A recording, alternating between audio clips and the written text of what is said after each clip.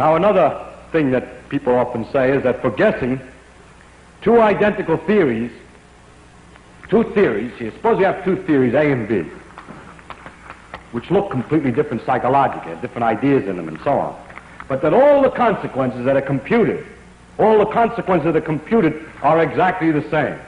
Maybe say they even agree with experiments.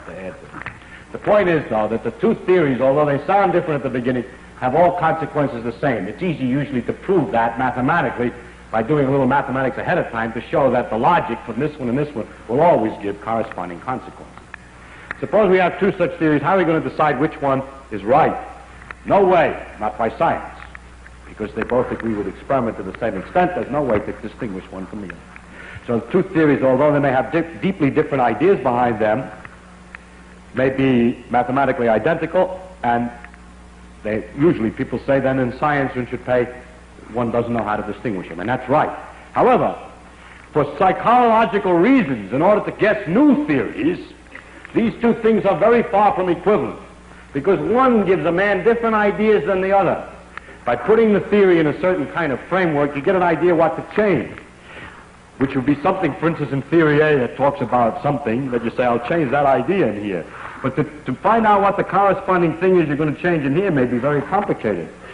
It may not be a simple idea. In other words, a simple change here makes maybe a very different theory than a simple change there. In other words, although they're identical before they're changed, there are certain ways of changing one which look natural, which don't look natural in the other. And therefore, psychologically, we must keep all the theories in our head. And every theoretical physicist that's any good knows 6 or 7 different theoretical representations for exactly the same physics, and knows that they're all equivalent, and that nobody is ever going to be able to decide which one is right at that level, but he keeps them in his head hoping that they'll give him different ideas for guessing.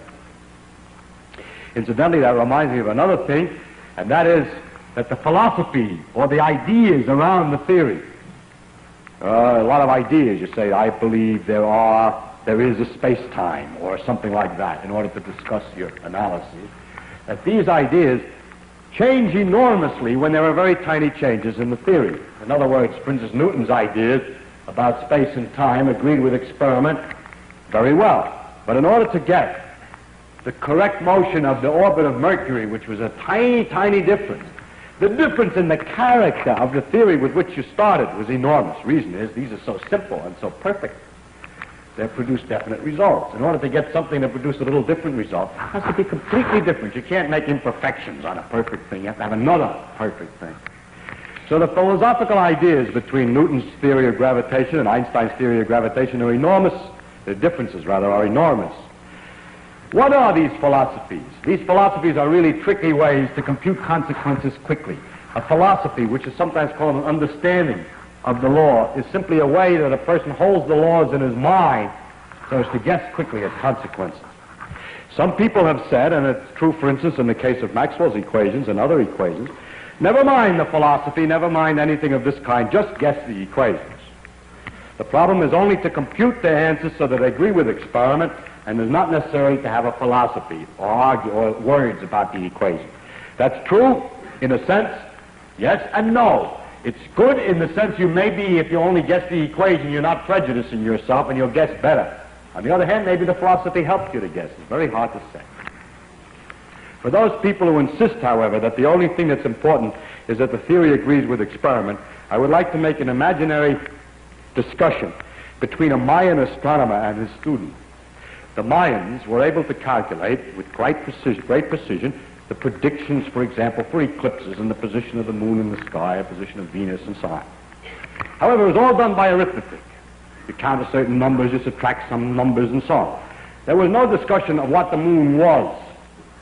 There wasn't even a discussion of the idea that it went around. There was only calculate the time when there would be an eclipse or the time when it would rise, the full moon, and when it would rise, half moon, and so on. Just calculated only.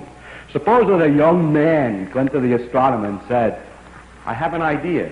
Maybe those things are going around, and there are balls of rocks out, like rocks out there. We could calculate how they move in a completely different way than just calculate what time they appear in the sky and so on.